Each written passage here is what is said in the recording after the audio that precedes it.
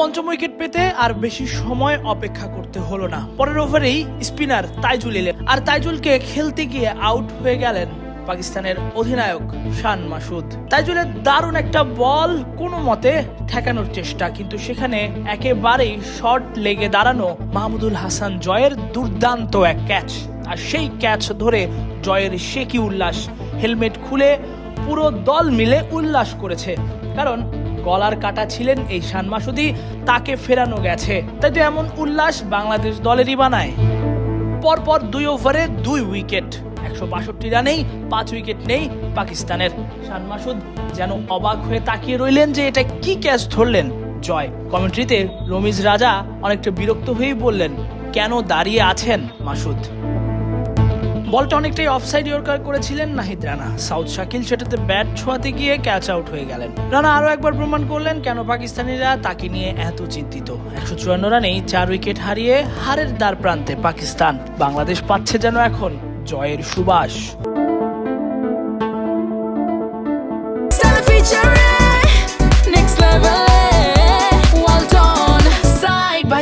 Fridge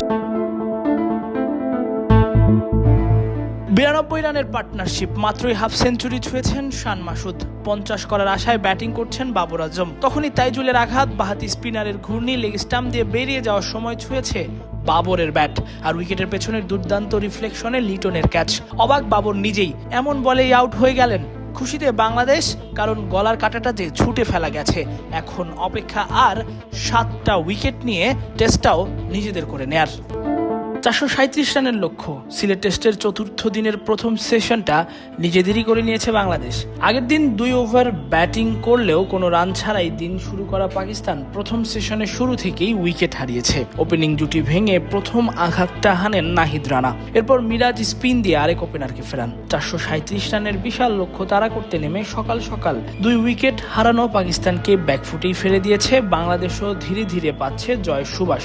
তবে তাদের এই সুবাসের পথে কাটা হয়ে দাঁড়িয়েছে পাকিস্তানের অধিনায়ক শান মাসুদ এবং বাবর আজম। দুজনই আক্রমণাত্মক ভঙ্গিতে খেলে পাকিস্তানের রান 2 উইকেটে 102 রানে নিয়ে গেছেন। প্রথম সেশন এই রান নিয়েই শেষ করেছে পাকিস্তান। কিছুটা আক্রমণাত্মক ভঙ্গিতে খেলে 41 রানে অপরাজিত শান মাসুদ আর 24 রানে অপরাজিত বাবর আজম। তবে বাংলাদেশের উইকেট পাওয়ার গল্পটা শুরু চতুর্থ দিনের খেলা শুরু হওয়ার 45 মিনিট পরপরই। চতুর্থ দিনের খেলা শুরু হয়েছে, 45 মিনিট পেরিয়েও গেছে। 8 ওভারের মতো বোলিং করাও শেষ, কিন্তু উইকেটের দেখা নেই। অধিনায়ক শান্ত উইকেটের খোঁজে নাহিদ রানাকে বোলিংয়ে আনলেন। হতাশ করলেন না রানা। নিজের দ্বিতীয় ওভারের দ্বিতীয় বলেই ভাঙলেন পাকিস্তানের ওপেনিং জুটি। আব্দুল ফজল রানার গতিময় বল খেলতে গিয়ে গালিতে মিরাজের দুর্দান্ত এক ক্যাচের শিকার হয়ে আউট হয়ে গেলেন। বাংলাদেশ পেল প্রথম উইকেটের দেখা।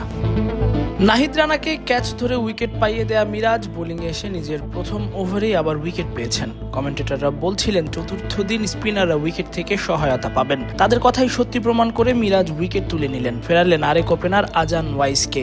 মিরাজের দুর্দান্ত এক ডেলিভারিতে লেগ বিফোরের ফাঁদে এই তরুণ ব্যাটার। যদিও রিভিউতে দেখা গেছে আম্পায়ার্স কল, যে কারণে আউট হওয়ার পর কিছুটা অসন্তোষী দেখা গেছে এই বাহাতি ব্যাটারকে।